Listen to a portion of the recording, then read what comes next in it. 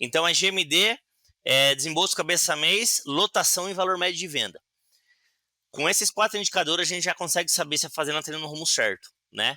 E com eles, a gente destrincha os outros, que é a produção de arrobas por hectare, né? Custo da arroba produzida, margem e assim por diante.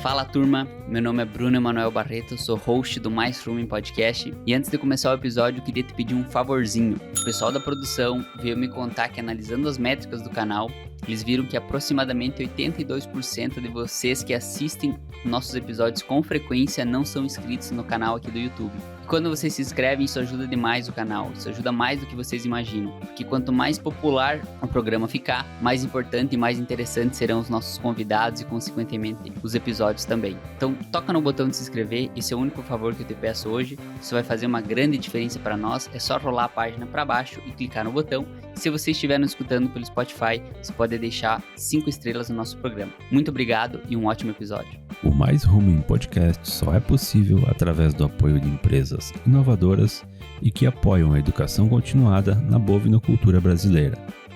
Adisseu, produtora do Smartamine M, a referência global em metionina protegida para ruminantes há mais de 30 anos. Tortuga, há 70 anos liderando o avanço no campo. AgriWin, há 7 anos simplificando a gestão agropecuária do produtor pelo Brasil. Novonesis, transformando o mundo através da biologia. Rumenzin, tradição que gera confiança. Ilana, agilidade e precisão na análise de alimentos com opções de resultados em tempo real. No episódio de hoje, vou conversar com o Rodrigo Genari. Já estávamos batendo um papo aqui previamente. Rodrigo, seja bem-vindo ao Mais Rumen Podcast. Muito obrigado pelo convite, é um prazer estar aqui, batendo um papo com vocês, falando um pouquinho da minha pessoa, do trabalho, né, como que a pecuária de corte está desenvolvendo aí no Brasil, então muito obrigado pelo convite. Imagina, Rodrigo, acho que temos vários pontos em comum aqui e o objetivo é sempre esse, de trazer as mentes mais brilhantes da pecuária brasileira aqui para falar dentro do podcast. Eu acho que vai ser um episódio muito enriquecedor e já até baseado na sua trajetória, eu queria que tu se apresentasse, Rodrigo, para nossa audiência, contasse um pouco de quando que foi a primeira vez que tu viu um boi na frente, quando que entendeu que era aquilo, que era isso que você queria, quando que se apaixonou pelas métricas. Então dá um overview para a audiência também, por gentileza. Maravilha. Eu sou Rodrigo Genari, sou natural de Sorocaba, São Paulo, interior, aqui do estado de São Paulo, próximo à capital, estou mais ou menos a 100 quilômetros, mas aqui Sorocaba é uma cidade interior, porém ela é mais voltada para o mundo equino, né? Tem muito aras aqui, então não tem muita pecuária de corte, tem um pouco de leite aqui, mas é mais equino, né? Então só minha trajetória começou aí no agro. Aqui eu estou num polo de muita indústria também, multinacional, né? Case, ZF, montadoras, principalmente automobilísticas.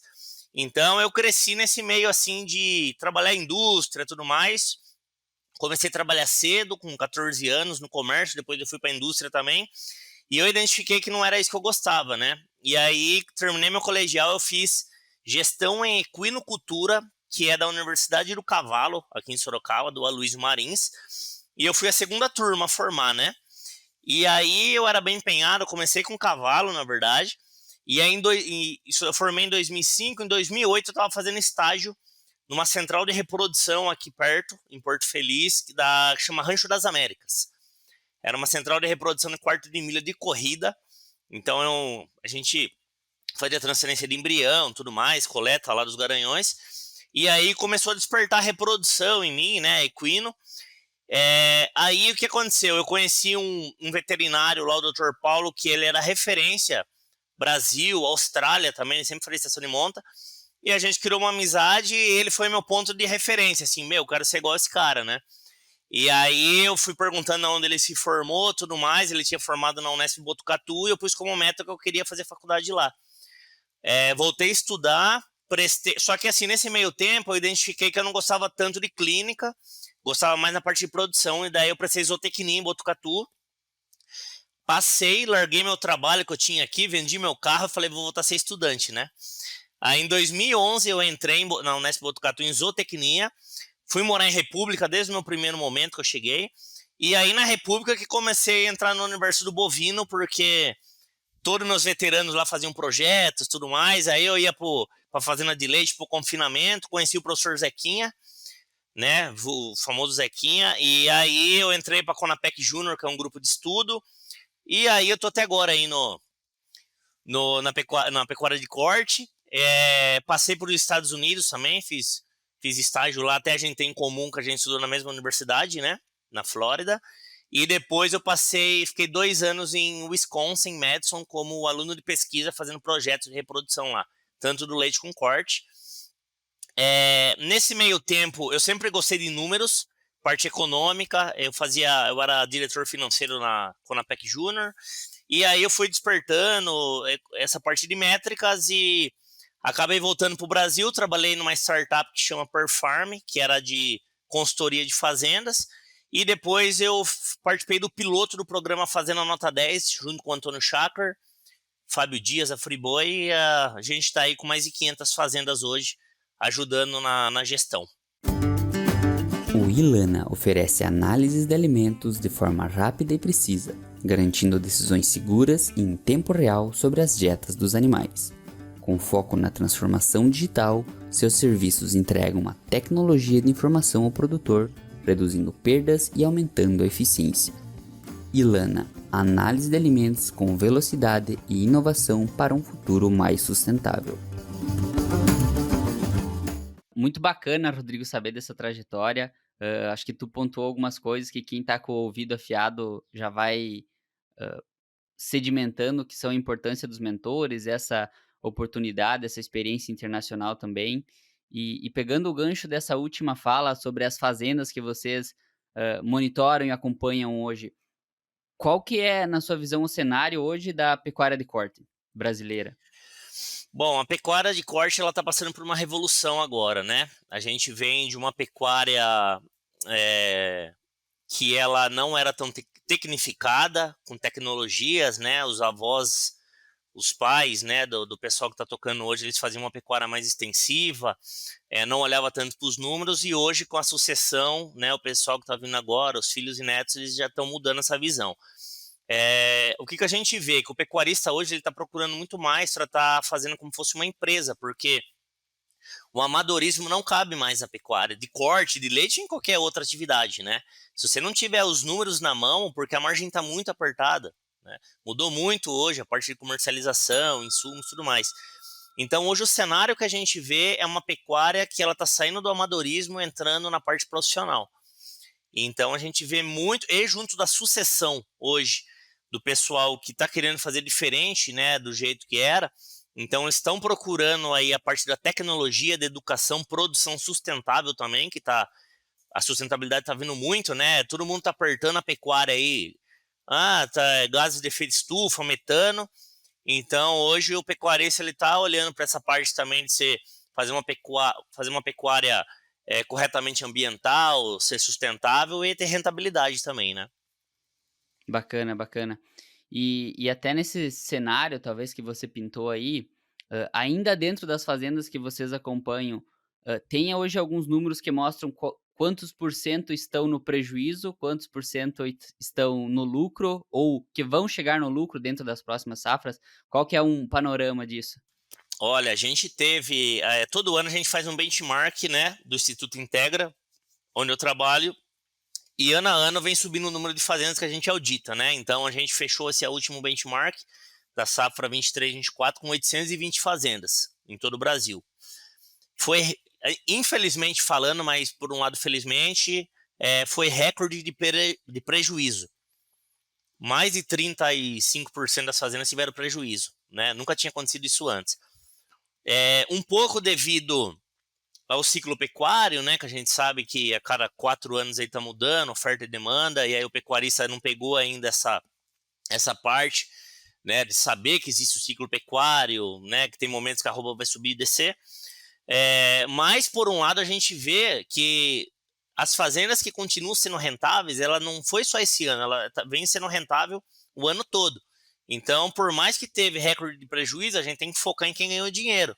Como que num cenário mesmo adverso, numa arroba baixa, numa crise, como que as fazendas conseguem ganhar ainda dinheiro.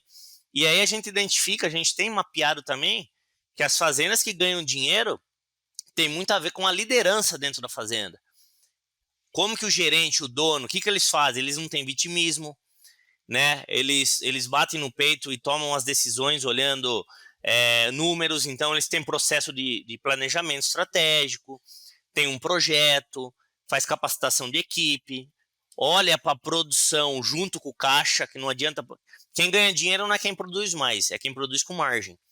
Tem gente que produz 100 arrobas por hectare e está no prejuízo, e tem gente que produz 30 e está ganhando dinheiro, né? Então é isso que a gente tenta passar para as fazendas que estão ingressando com a gente. Legal, acho que a gente pode entrar um pouco mais a fundo nos números, né, Rodrigo? E eu lembro de uma palestra que eu participei um dia do Cristiano Nassif. Ele é uma pessoa que olha muitos números da pecuária de leite também, e ele falava de 5 indicadores, se não me engano. E aí eu lembro também porque ele disse num tom bem engraçado, que ele disse, ó, tem 5 indicadores na pecuária de leite que se a fazenda tiver com eles equilibrado e não tiver dando lucro, eu bebo todo o leite da fazenda.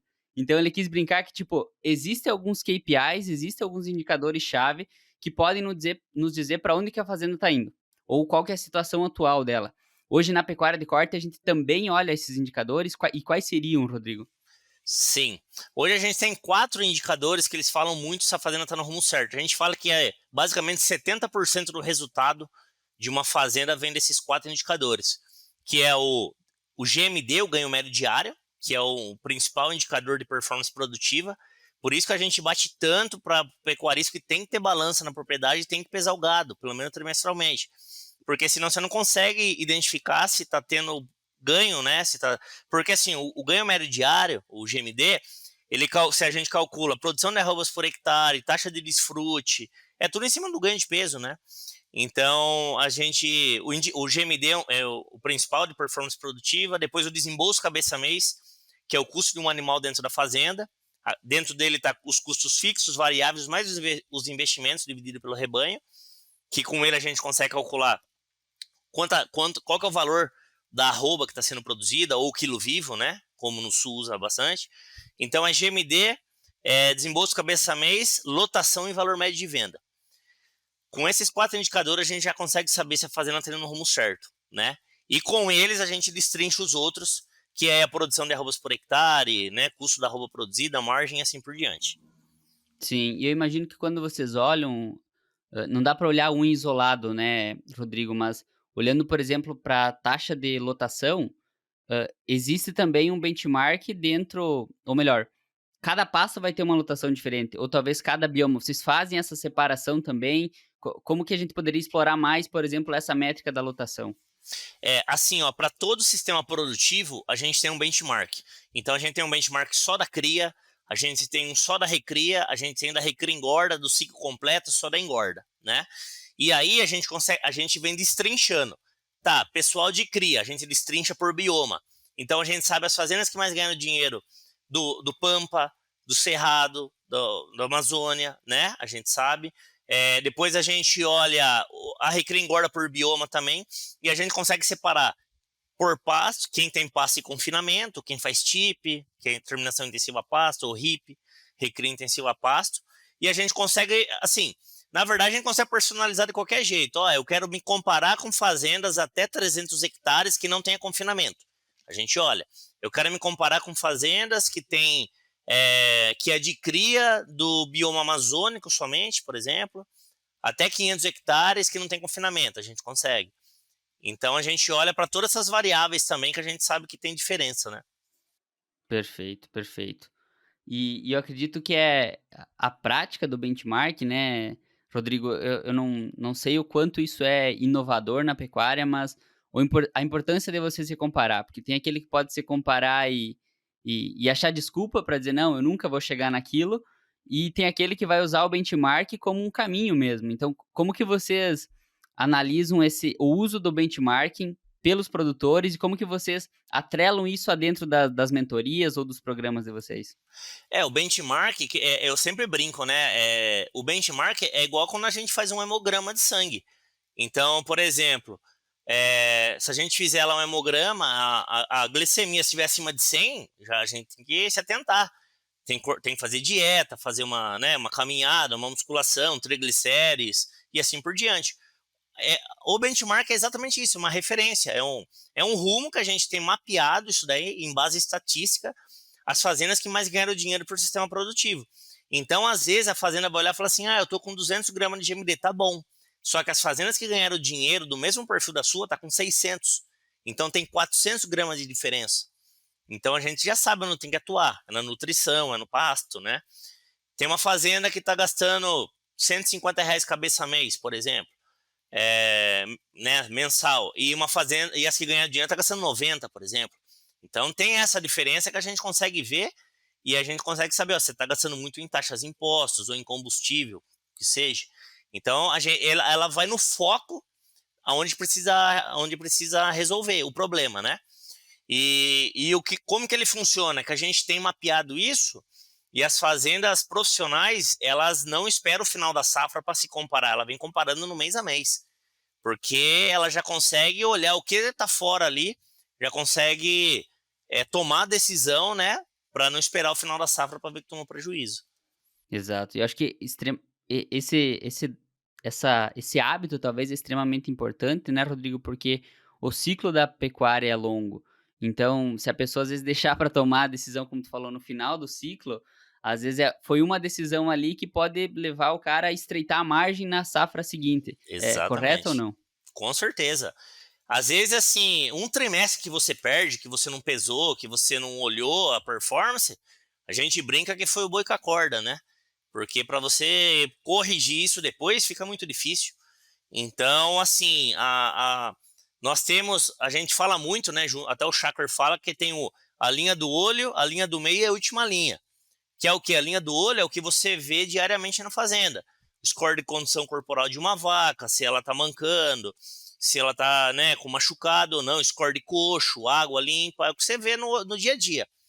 A linha do meio são os indicadores chaves que a gente tem que olhar no mês e no trimestre, que é GMD, lotação, produção de arrobas por hectare, né, valor de venda, custo da arroba produzida e o centro de custo. E a última linha, que são os big numbers, que a gente vai ver no final, que é rentabilidade sobre o que vale a terra, rentabilidade sobre o que vale o rebanho, rentabilidade por hectare e taxa interna de retorno, por exemplo, que é a TIR, né? Mas para ver isso, não pode ser uma surpresa para a fazenda no final, ela já tem que ter uma noção quanto que ela vai faturar ou não, porque ela já está olhando no mês a mês, né? Perfeito, perfeito. E uma dúvida que me surgiu agora aqui, Rodrigo, o desembolso cabeça mês pode ser, vocês tratam isso como um investimento? E aí qual que seria a minha pergunta? Existe uma correlação entre aquele que desembolsa mais, ele lucra mais? Ou isso é diferente fazer essa correlação assim muito simplista? É diferente, porque assim, geralmente quem ganha mais dinheiro é quem está com o desembolso mais ajustado. Só que se você fazer uma correlação, por exemplo, as fazendas, teoricamente, vamos por cria e ciclo completo que produz bezerro, ela gasta, ela investe mais em reprodução e sanidade, por exemplo, do que as que tomaram prejuízo. Mas é um investimento inteligente, né? Porque ela vai estar colocando mais dinheiro, investimento numa ferramenta que vai retornar mais sanidade e mais bezerro para ela, né? Mas se você olhar no conjunto, são fazendas que têm um desembolso melhor. E aí a gente consegue comparar por cento de custo. Geralmente as fazendas que ganham dinheiro, ela tem um equilíbrio ali em insumos do rebanho, por exemplo. Você vê que são fazendas que são ajustadas ali. Por que acontece? Aí a gente consegue ver que são fazendas que fazem um bom manejo de pasto, faz adubação, né, faz correção de solo, porque a ponta de capim sempre vai ser mais barato. Você engordar o boi no capim, num bom manejo de pasto, né? Então, e aí às vezes a gente olha que a fazenda que desembolsa mais é a fazenda que ela é insumificada. Ela não faz um bom manejo de pasto, só que ela complementa no mais caro, né? Que é a narração, que é no concentrado. Então a gente consegue correlacionar tudo isso aí, né? As fazendas que ganham mais dinheiro desembolsam melhor, né? E tem um desembolso ajustado e sobra mais margem, né? É o desembolso ajustado, muito bom. E, e tem um ponto que eu já vi você falando, e muita gente que vai olhar para os números econômicos de uma fazenda tem que considerar o valor da terra. Se a gente dá um passo atrás, Rodrigo, por que, que o pecuarista ele tem que incluir o valor da terra, talvez o valor até da apreciação daquele terreno dele, na hora de olhar quanto que está sobrando, quanto que está sendo o lucro líquido ou a margem que ele está deixando após cada safra? Qual que é o racional por trás de considerar ou não o valor da terra? Então, a atividade, né, o pecuarista, a gente fala esses dois big numbers que ele precisa ter uma pecuária profissional que rentabilize os dois ativos que ele tem, né, de maior impacto financeiro, que é a terra e o rebanho dele.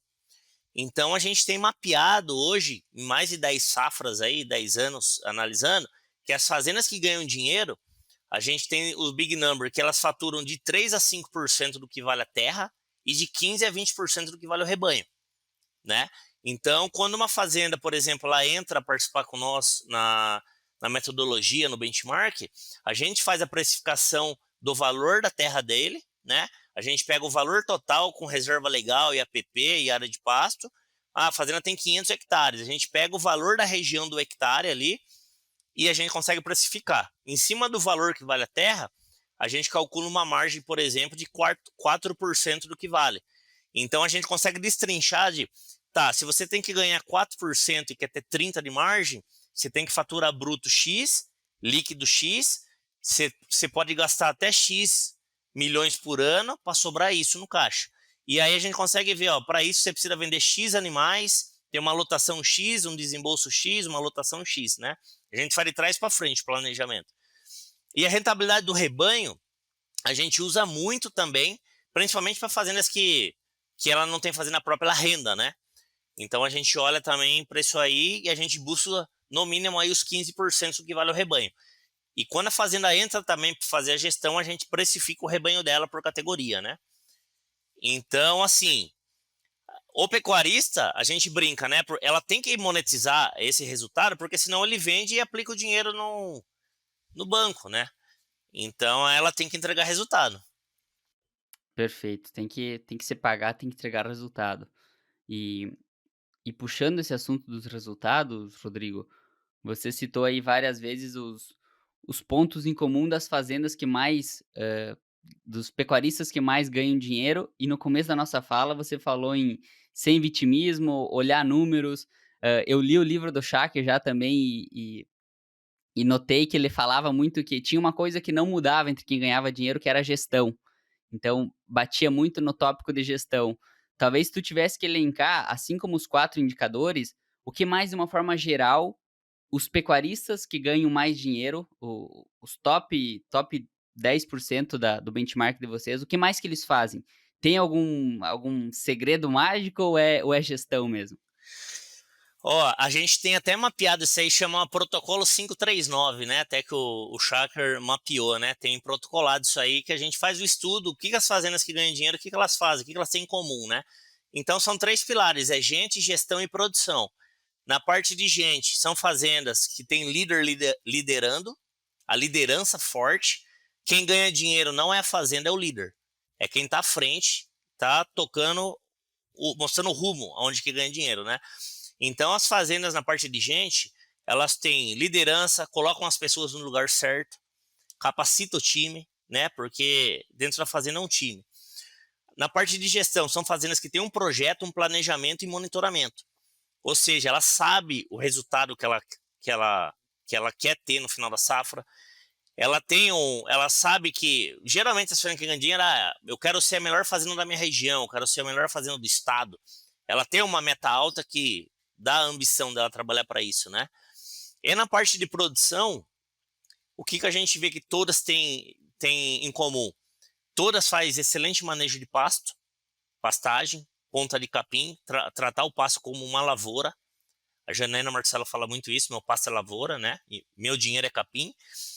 E todas têm uma nutrição de precisão por categoria, né? Então, não é uma nutrição para todo, é por categoria ali, ó, para os garrotes de 12 a 24 é esse, para as vacas é isso, né? Personalizado. Tem genética, né? Potencializadora, reprodução faz IATF, né? Para quem produz bezerro. Então, tem layout, fazenda com cabeça de engenheiro, que a gente brinca, tudo, né, da melhor logística possível. Saúde e bem-estar animal, sustentabilidade. Então, a gente tem mapeado, mas tudo isso começa com um bom líder. Então, é o líder que vai montar o projeto, vai monitorar para analisar se está acontecendo o que era para acontecer, colocando as pessoas no lugar certo e chamando ótimos profissionais, né, para cuidar de cada pilar desse. Eu vou incluir uma pergunta que não estava no nosso script aqui, Rodrigo. Você acha que a liderança é algo inato ou vocês tiveram casos em que vocês conseguiram desenvolver uma pessoa que não era líder até virar um líder de sucesso, vamos chamar assim? Consegue. Liderança ela é treinável, né? Muitos falam, é o dom. Não, mas é treinável, né? Então, muitas fazendas, né? Pegou o cara que começou de capataz ali, hoje o cara é o gerente da fazenda, por exemplo, né? Então, é trabalhável isso, é você capacitar, levar treinamento, né? Pro colaborador da fazenda, mostrar o porquê que ele está fazendo aquilo. Ele não está só olhando o score de coxo por olhar, tem todo um impacto aquilo lá, né? Ele olhar, deixar ajustado, o gado vai ganhar mais peso, vai produzir mais arrobas, vai ter um custo mais ajustado. Então, o líder, ele é o que faz o time jogar, é o técnico, né? Então, e ele também sempre está treinando para o cara evoluir, né? Não tem aquela mentalidade assim, eu não vou treinar esse cara que ele vai pegar meu lugar. Não, é sempre deixar as pessoas melhores, né, para fazendas e subindo de patamar. Então a liderança ela é treinável, sim. Ótimo, bacana. Não, muito interessante ouvir essa opinião. Algumas pessoas devem discordar, imagino, falando que não, a pessoa nasce líder. E eu compartilho dessa visão também. Acho que a liderança ela pode ser ensinada, ela pode ser demonstrada. O líder é aquele que, como é que eu posso dizer? A liderança é mais pelo exemplo do que pela fala. Então eles vão se espelhar na pessoa que tá dando o exemplo mesmo, né, Rodrigo? Exatamente, exatamente. O exemplo arrasta, né?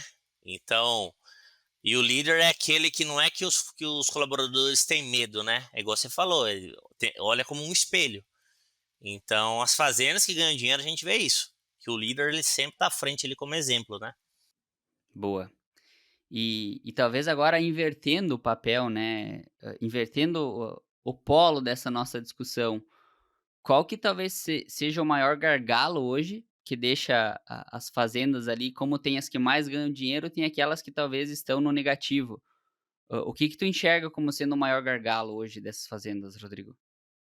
Hoje a gente pega muito a situação assim, a maioria não tem noção dos números básicos que elas, né, precisaria ter, desde assim quantidade de gado, área do pasto, né? Não tem esses números ainda. Então tem um ativo ali de milhões e não sabe da capacidade que ela tem em gerar dinheiro, uma fazenda, né? E junto disso, ela também usa, né? Uma das maiores dificuldades que a gente vê é a falta de mão de obra, que a gente sabe que tem hoje, né? Por isso que a tecnologia está vindo para ajudar, né? Com câmeras, sensores, aplicativos, softwares, para você conseguir, né? Quanto mais a distância, monitorar a fazenda. Então, hoje a gente identifica que assim a parte de gestão de pessoas tá difícil dentro da fazenda, que é um gargalo, né? Porque muita gente acaba, eu não faço gestão porque não chega as informações do campo para mim, ou o pessoal não consegue lançar os dados, né? Tá, mas já sentou, já tentou treinar, já tentou mostrar, capacitar esses funcionários para colocar os dados no sistema e a gente tomar decisões, né? Então, assim, isso é o que a gente mais escuta. Não tenho os números, não tenho noção e eu não consigo ter esses números porque o meu time não é capacitado. Então, a gestão de pessoas e a falta de gestão hoje, eu acho que é a principal dor das fazendas hoje. Os principais gargalos. Interessante, interessante. Rodrigo, eu queria entender mais, talvez até com algum exemplo. Você tem algum case que você gostaria de comentar, de alguma fazenda que vocês atenderam, de alguma mudança que foi bastante brusca e que possa até servir de exemplo para algum pecuarista que estiver ouvindo? Nossa, tem vários, viu? Mas vou trazer alguns aqui, por exemplo. A gente tem uma fazenda lá em Pimenta Bueno, de ciclo completo com genética. É uma fazenda referência que participa com a gente desde 2020, que você tem uma base, é o marido e a esposa, né? O marido é veterinário, faz toda a parte a campo, reprodutivo, genético, e a esposa cuida da parte administrativa. E alguns cases que ela nos trouxe que teve retenção de funcionário, funcionário mais feliz, entregando mais resultado, ela fez, por exemplo, algumas ações ela faz o dia da beleza na fazenda, por exemplo, por trimestre. Então, a cada 3 meses, ela traz cabeleireira, manicure, maquiadora da cidade para ensinar as esposas dos funcionários a se cuidar na fazenda. Isso daí é uma coisa. Ela faz tipo um torneio do jardim mais bonito, da casa mais bonita. Então, o que acontece? Você vai, as casas sempre estão pintadas, bonitas, com jardim. As esposas estão felizes. Às vezes o funcionário não pode estar muito feliz, mas a mulher fala assim, não, você não vai sair, porque eu estou muito feliz aqui nessa fazenda. Então, o que é isso, né?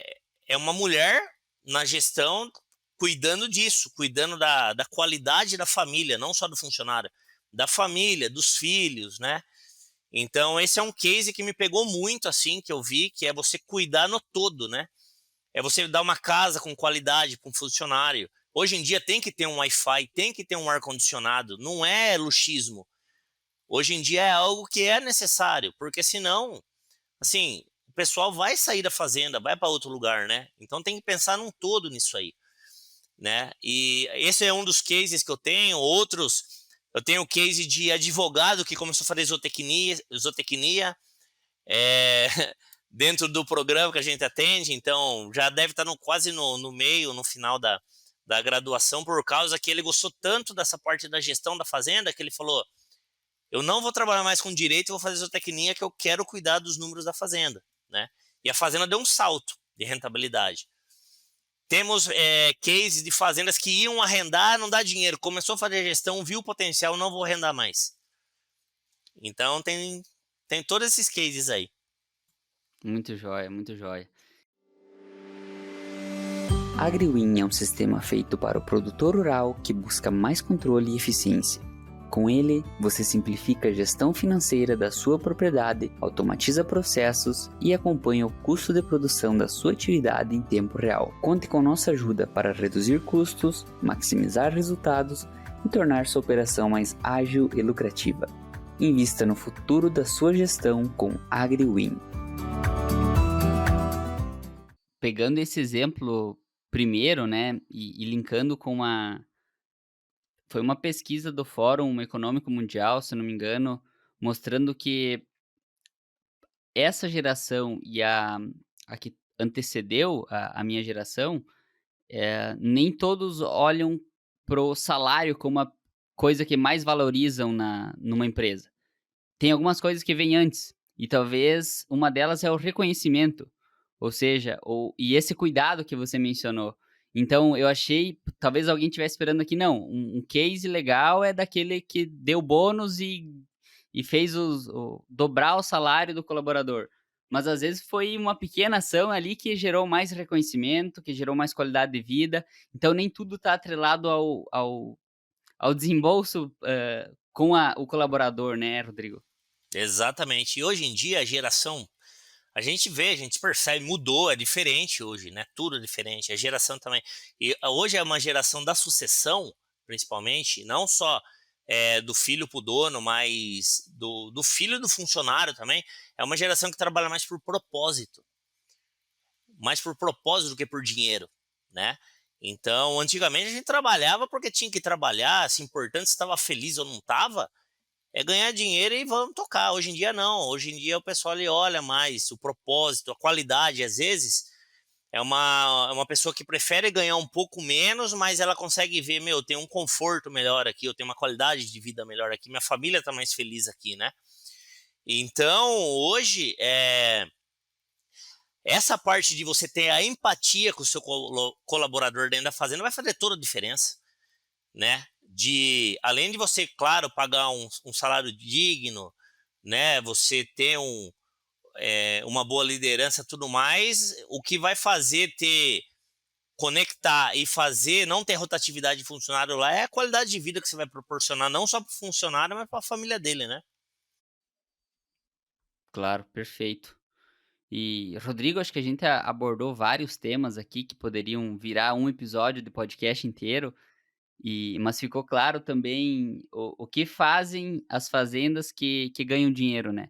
Então, você falou muito bem da gestão, dos números, dessa preocupação com a liderança, de não se vitimizar, de se comparar, no bom sentido, com um benchmark. E, e até por último, antes das minhas perguntas finais, que eu tenho sempre aqui, como que um produtor hoje pode contratar e contatar vocês para saber mais sobre a metodologia de vocês, da Fazenda Nota 10? Maravilha, eu vou deixar o meu contato e também dou Fazenda Nota 10, tá? O meu é Rodrigo Genari, meu Instagram é Genari, GENNARI _ né? Vocês conseguem me contatar por lá, eu sempre estou colocando bastante tópicos também de gestão, case de sucesso, né?